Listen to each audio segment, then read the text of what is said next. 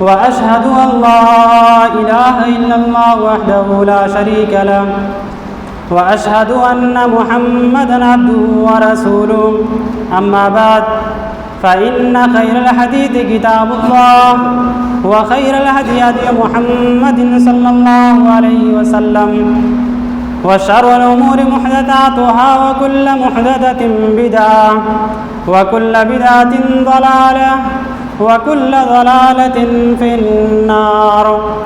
أعوذ بالله من الشيطان الرجيم. بسم الله الرحمن الرحيم. وقضى ربك ألا تعبدوا إلا إياه وبالوالدين إحسانا إما يبلغن عندك الكبر أحدهما أو كلاهما فلا تقل لهما أف ولا تنهرهما وقل لهما قولا كريما. رب اشرح لي صدري ويسر لي أمري واحلل عقدة من لساني يفقهوا قولي. رب زدني علما رب زدني علما اللهم رب زدنی علما آمین. ہر قسم کی حمد و ثنا کبریائی و بڑائی اس اللہ وحدہ لا شریک کے لیے ہے جو ہمارا خالق و مالک ہے، مربی و پالنہار ہے، جس نے ہم سب کو اس دنیا کے اندر پیدا کیا. اور ساتھ ہی ساتھ درود و سلام ہو تمام نبیوں پر، تمام رسولوں پر، بالخصوص آخری نبی جناب محمد رسول اللہ صلی اللہ علیہ وسلم پر. اللہم صلی وسلم وبارک علیہ. حاضرین مجلس، آج کا جو موضوع آپ کے سامنے لے کر میں حاضر ہوا ہوں وہ ہے حقوق الوالدین. اللہ تبارک و تعالیٰ نے جہاں ہمیں بہت ساری نعمتوں سے نوازا، ان نعمتوں میں ایک عظیم نعمت والدین، ماں باپ کی نعمت سے بھی ہمیں اللہ رب العالمین نے نوازا.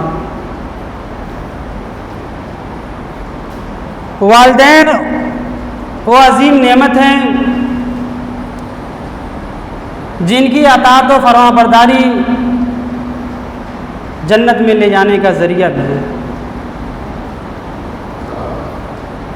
اللہ تبارک و تعالیٰ نے قرآن مجید کے اندر مختلف آیات کے اندر والدین کا ذکر کیا،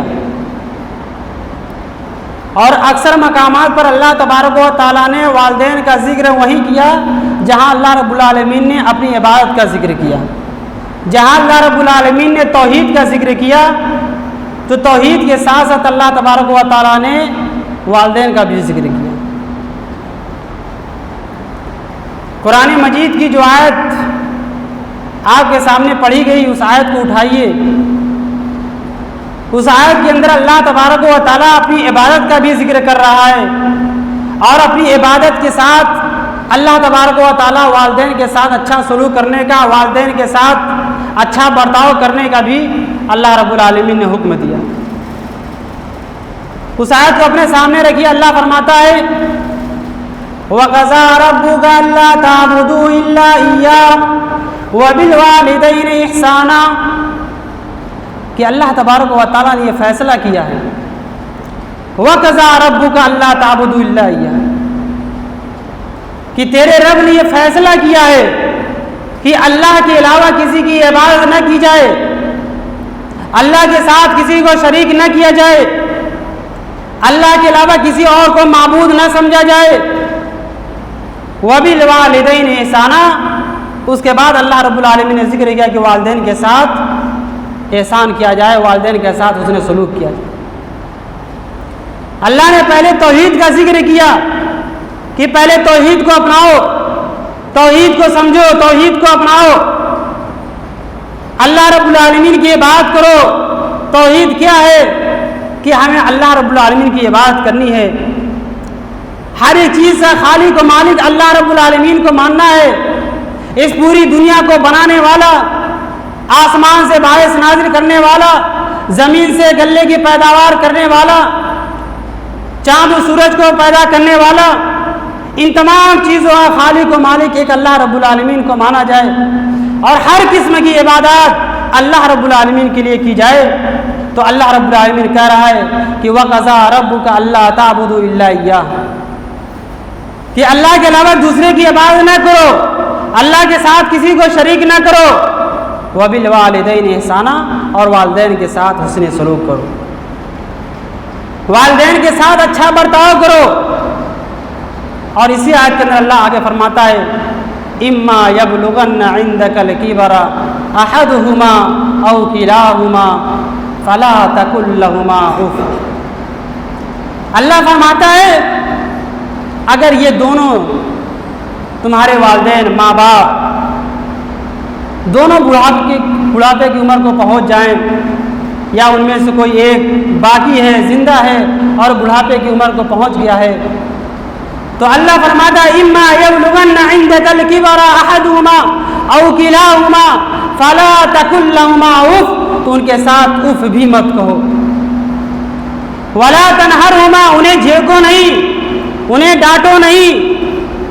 वला तनहरहुमा वकुल लहुमा कौलन करीमा, उनके साथ नरमी से बातें करो, उनके साथ अच्छी तरीके से गुफ्तगू करो। कहीं ऐसा ना हो कि तुम्हारी गुफ्तगू से तुम्हारे माँ बाप को तकलीफ पहुँच जाए, उन्हें ठेस पहुँच जाए। इसलिए अल्लाह ने साफ ये कहा है कि उन्हें उफ भी मत कहो। डांटना चिल्लाना तो दूर की बात, अल्लाह कह रहा है उफ भी। उफ का क्या मतलब? मैंने बारहा कहा है उफ आप इस तरीके से समझिए कि आप कोई काम कर रहे हो और आपके बूढ़े माँ बाप में से कोई एक मौजूद है आपके सामने और आप किसी काम में बिजी हैं। आपके वालिदैन में से किसी एक ने कहा बेटा मुझे प्यास लगी है, ज़रा पानी लेकर आओ। क्या कहा? बेटा मुझे प्यास लगी है, ज़रा मुझे पानी पिलाओ। अब बेटा काम में मसरूफ़ है, काम को छोड़ना नहीं चाह रहा है, लेकिन देख रहा है कि माँ या बाप में से कोई एक पानी मांग रहा है, उठ रहा है पानी लेने के लिए, लेकिन काम से उठ रहा है तो कह रहा हूँ, सिर्फ इतना कह दिया हूँ, और उसके बाद गया पानी लिया और पानी ला करके दे दिया, उस सवाब से महरूम हो गया। वो सवाब से महरूम हो गया। अब उसको जो सवाब मिलना था वालिदैन की अताअत पर, फरमाबरदारी पर, अब उसको सवाब नहीं मिलने वाला है, क्योंकि उसने नागवारी का इजहार कर लिया है। और अल्लाह फरमाता है कि वालिदैन के साथ अच्छा सलूक करो। ये अच्छे सलूक में से नहीं है कि वालिदैन के कहने पर हम हूँ हाँ कर दें, नहीं। वकुल्ना कौलन मारूफा, उनके साथ मारूफ अच्छी तरीके से पेश आओ, अच्छा बर्ताव करो। और अल्लाह आगे फरमाता है वक़्फ़िज़ लहुमा जनाह ज़ुल्ल मिनर रहमा वक़ुर रब्बिरहमहुमा कमा रब्बयानी सग़ीरा। अल्लाह फरमाता है कि तुम उनके लिए अपने बाजुओं को फैला दो। वक़्फ़िज़ लहुमा जनाह ज़ुल्ल मिनर रहमा, अपने उनके लिए रहमत के बाजू फैला दो। वक़्फ़िज़ लहुमा जनाह ज़ुल्ल मिनर रहमा, उनके लिए अपनी बाहों को कुशादा कर दो, उनके साथ रहम दिली का मामला करो। अपने पैरों को, अपने हाथों को फैला दो। आप देखते होंगे, आपने एक मुर्गी को देखा होगा कि जब चील या कौवा उसकी आवाज़ सुनती है तो मुर्गी के बच्चे जो इधर उधर होते हैं फौरन मुर्गी अपने पैरों को फैला देती है और उसके सारे बच्चे पैरों के अंदर आकर के सिमट जाते हैं और अपने बच्चों को ढांप लेती है। इसी तरीके से अल्लाह कह रहा वक़्फ़िज़ लहुमा जनाह ज़ुल्ल मिनर रहमा, उनके लिए अपने रहमत के बाजू फैला। जब भी किसी चीज़ की उन्हें ज़रूरत पड़े फ़ौरन उनके सामने ला करके रख दो और उनके लिए दुआ करते रहो, रब्बिरहमहुमा कमा रब्बयानी सग़ीरा। दुआ भी अल्लाह रब्बुल आलमीन सिखला रहा है कि उनके लिए दुआ करते रहो। कौन सी दुआ? रब्बिरहमहुमा कमा रब्बयानी सग़ीरा, कि ऐ अल्लाह ये मेरे वालिदैन हैं, ये मेरे माँ बाप हैं, ऐ अल्लाह तू इनके ऊपर वैसे ही रहम फरमा जिस तरीके से इन्होंने मुझे बचपन के अंदर मेरे ऊपर रहम किया। इसी तरीके से अल्लाह आज ये इस उम्र को पहुँच गए हैं, ऐ अल्लाह ताला तू इनके ऊपर रहम फरमा। ہمیں سے دعا کرنی چاہیے. یہ دعا اللہ رب العالمین نے سکھلائی کہ رب ارحمہما کما ربیانی صغیرا. اس دعا کے ذریعے اپنے والدین کے لیے دعا کرو. تو اس دعا کو ہمیں اور آپ کو وظیفہ بنانا چاہیے. تو اس آیت کے اندر اللہ رب العالمین نے اپنی عبادت کا ذکر کیا, توحید کا ذکر کیا, اور ساتھ ہی ساتھ والدین کے ساتھ اچھا برتاؤ کرنے کا بھی اللہ رب العالمین نے حکم دیا. تو آپ اسی سے اندازہ لگائیے کہ والدین کا کیا مقام و مرتبہ ہے. ایک آیت کے اندر اللہ تبارک و تعالیٰ نے والدین کے ساتھ اچھا سلوک کرنے کی وصیت کی, اور اللہ رب العالمین نے فرمایا وَوَصَّيْنَا الْإِنسَانَ بِوَالِدَيْهِ حَمَلَتْهُ أُمُّهُ وَهْنًا عَلَى وَهْنٍ وَفِصَالُهُ فِي عَامَيْنِ. کہ اللہ رب العالمین یہ وصیت کر رہا ہے, یہ حکم دے رہا ہے کہ اپنے والدین کے ساتھ اچھا سلوک کرو, اچھا برتاؤ کرو. کیوں؟ حَمَلَتْهُ أُمُّهُ وَهْنًا عَلَى وَهْنٍ, کہ اس نے تمہیں اپنے پیٹ کے اندر کمزوری کے بعد بھی اپنے پیٹ کے اندر تمہیں رکھا. حَمَلَتْهُ أُمُّهُ وَهْنًا عَلَى وَهْنٍ, کمزوری پہ کمزوری, مشقت پہ مشقت اٹھا کر کے تمہیں اپنے پیٹ کے اندر رکھا ہے. اس لیے ان کے ساتھ اچھا سلوک کرو, ان کے ساتھ اچھا برتاؤ کرو. اور اس کے بعد اللہ فرما رہا ہے ان اشکر لی ولوالدی, کہ میرا شکر ادا کرو, یعنی والدین کے ساتھ اچھا برتاؤ کرو اور میرا شکر ادا کرو. کیوں؟ اس لیے کہ میں نے تمہیں اتنا شفیق و مہربان, تم پر رحم کرنے والے تمہیں والدین ہم نے دیا. ہم نے تمہیں ماں باپ سے نوازا ہے. ہم نے وہ ماں باپ تمہیں دیے کہ جس نے تمہیں تمہاری پرورش کے لیے جتنی بھی چیزوں کی ضرورت پڑتی اپنا خون پسینہ ایک کر دیا کرتے تھے, صرف اس لیے کہ تمہیں ایک لقمہ کھانے کو مل جائے. اس لیے میرا بھی شکریہ ادا کرو اور اپنے والدین کا بھی شکریہ ادا کرو.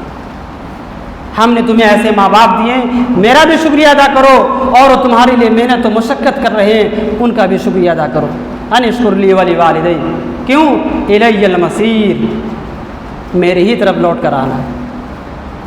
اگر ان کے ساتھ نافرمانی کرو گے, بدتمیزی کرو گے, والدین کے ساتھ لڑائی جھگڑا کرو گے, تو یاد رکھو یہ مت سمجھنا کہ مر گئے ختم ہو گئے, حساب و کتاب نہیں ہوگا, بلکہ قیامت کے دن تمہیں میرے ہی پاس لوٹ کر کے آنا ہے. پھر ہم تمہارا حساب و کتاب لیں گے, ہم تمہاری گرفت کریں گے. اگر تم نے اپنے والدین کو ناراض کیا ہوگا, اگر تم نے اپنے والدین کو ناراض کیا ہوگا, ان کے ساتھ بدتمیزی کی ہوگی, ان سے لڑائی جھگڑے کیے ہوگے, تو قیامت کے دن ہم تمہیں پکڑیں گے, تمہارا حساب لیں گے. تو غور کیجئے کہ اللہ تبارک و تعالیٰ نے اس آیت کے اندر بھی اللہ نے یہ حکم دیا ہے کہ ہم والدین کے ساتھ اچھا سلوک, اچھا برتاؤ کریں. اور اللہ نے اس کی وجہ بھی بتلائی کہ انہوں نے اپنے پیٹ کے اندر تمہیں پالا ہے. ایک دوسری آیت کے اندر بھی اللہ نے کہا وَوَصَّيْنَا الْإِنسَانَ بِوَالِدَيْهِ إِحْسَانًا حَمَلَتْهُ أُمُّهُ كُرْهًا وَوَضَعَتْهُ كُرْهًا وَحَمْلُهُ وَفِصَالُهُ 30 شهرًا. یہ دلیل بھی اللہ رب العالمین نے پیش کر دی کہ انہوں نے اپنی پیٹ کے اندر تمہیں رکھا, مشقت اٹھا کر کے تمہیں اپنے پیٹ کے اندر پالا, اس لیے ان کے ساتھ اچھا سلوک کرو, ان کے ساتھ احسان کرو. اور یہ بھی وجہ بتلائی کہ انہوں نے پیدا ہونے کے بعد تمہیں اپنا دودھ بھی پلایا, اس لیے ان کے ساتھ اچھا سلوک کرو, اچھا برتاؤ کرو. تو ان تمام آیتوں کو آپ اپنے سامنے رکھیے اور ہم سب اپنا جائزہ لیں کہ کہیں ایسا تو نہیں کہ ہم اپنے والدین کو ناراض کر رہے ہیں, کہیں ایسا تو نہیں کہ ہم اپنے والدین کی نافرمانی کر رہے ہیں, ہماری وجہ سے ہمارے ماں باپ کو تکلیف ہو رہی ہے. ایک صحابی رسول ہیں, ان کے بارے میں آتا ہے کہ وہ اپنے والدین کی بہت زیادہ خدمت کیا کرتے تھے, بہت زیادہ خدمت کیا کرتے تھے, لیکن وہ اپنے ماں باپ کے ساتھ بیٹھ کر کھانا نہیں کھاتے تھے. وہ اپنے ماں باپ کی بہت زیادہ خدمت کرتے تھے, لیکن ان کے ساتھ کھانا بیٹھ کر کے نہیں کھاتے تھے, ان کے پلیٹ میں نہیں کھاتے.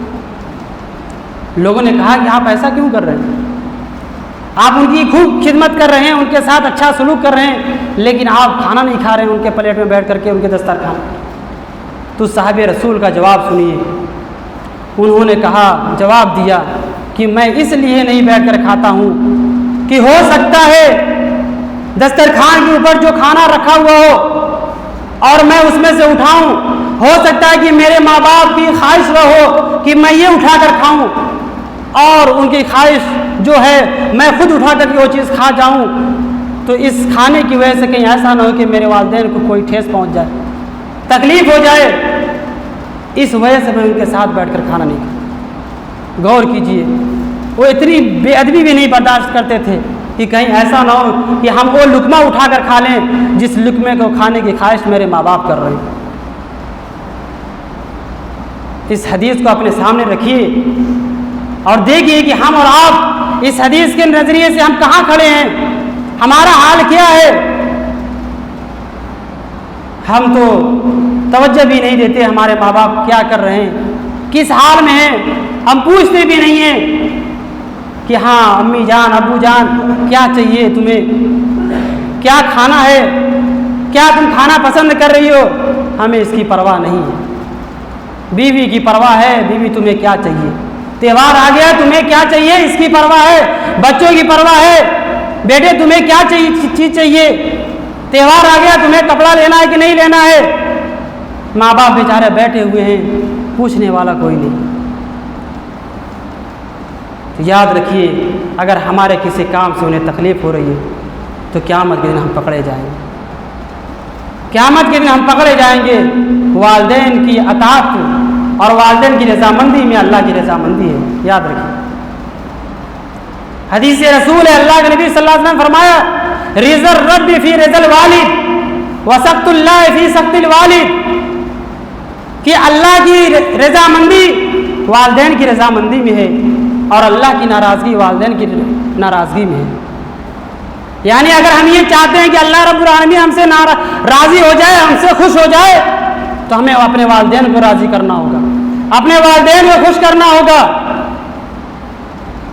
اگر ہم اپنے والدین کو خوش نہیں کر رہے ہیں، ناراض کر رہے ہیں، تو گویا اللہ بھی ہم سے ناراض ہو رہا ہے، اللہ بھی ہم سے غصہ ہو رہا ہے۔ تو ہماری ضرورت یہ ہے، ذمہ داری یہ ہے کہ ہم اپنے والدین کو راضی رکھیں، اپنے والدین کو راضی رکھیں، خوش رکھیں، تاکہ اللہ رب العالمین بھی ہم سے راضی و خوش رہے۔ اس لیے کہ والدین کی اطاعت ہی اور والدین کو خوش کرنا ہی اللہ رب العالمین کی رضامندی ہے، اللہ کو راضی کرنا ہے، کیونکہ اللہ رب العالمین نے بار بار والدین کے ساتھ اچھا سلوک کرنے کا حکم دیا۔ اس آیت کو بھی اٹھائیے، اللہ رب العالمین فرماتا ہے، وَاعْبُدُوا اللَّهَ وَلَا تُشْرِكُوا بِهِ شَيْئًا، کہ اے لوگو تم اللہ کی عبادت کرو، اللہ کے ساتھ کسی کو شریک نہ کرو، وَبِالْوَالِدَيْنِ إِحْسَانًا، اور والدین کے ساتھ اچھا سلوک کرو۔ بارہا آیتوں کے اندر، متعدد آیات کے اندر اللہ رب العالمین بار بار ذکر کر رہا ہے اور بار بار یہ حکم دے رہا ہے کہ والدین کے ساتھ اچھا سلوک کرو، اچھا برتاؤ کرو۔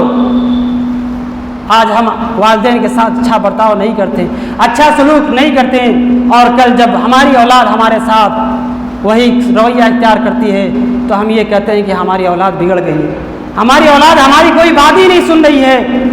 کبھی ہم اپنے دور کو نہیں یاد کرتے ہیں کہ ہم نے اپنے والدین کے ساتھ کیا کیا، ہم اپنا دور بھول جاتے ہیں کہ ہم نے کیا کیا اپنے والدین کے ساتھ۔ یاد رکھیے، ہم جیسا کریں گے ویسا ہی ہمارے ساتھ بھی ہوگا۔ ہم نے مثالیں کبھی دی تھی کہ ایک باپ تھا اپنے بیٹے سے کہتا ہے، بیٹا یہ تمہارا دادا ہے، بڈھا ہو چکا ہے، کھانس رہا ہے، اس کو اٹھاؤ لے جاؤ، دور کٹیا ہے اسی کے اندر، جھوپڑی کے اندر، اس کو داخل کر دو۔ وہ بیٹا لے کر جاتا ہے، اس کے اندر پہنچا دیتا ہے دادا کو۔ پھر اس لڑکے کا باپ اس کو ایک چادر دیتا ہے کہ لے کر جاؤ، باپ کو اڑا دے، اپنے دادا کو اڑا دینا۔ بیٹا لے کر جاتا ہے، اس چادر کے دو ٹکڑے کرتا ہے، ایک ٹکڑا دادا کے حوالے کر دیتا ہے اور ایک ٹکڑا واپس گھر لے کر آتا ہے۔ باپ ہی دیکھتا ہے، کہتا ہے یہ کیا کیا تم نے؟ میں نے اتنی بڑی چادر دی اور تم نے اس کے دو ٹکڑے کر دیے، ایک گھر لے کر آئے اس کو دے دیے، ایسا کیوں کیا؟ اس نے کہا، ابو جب کل آپ بوڑھے ہو جائیں گے تو میں اپنے بیٹے کو یہی چادر دوں گا آپ کے لیے۔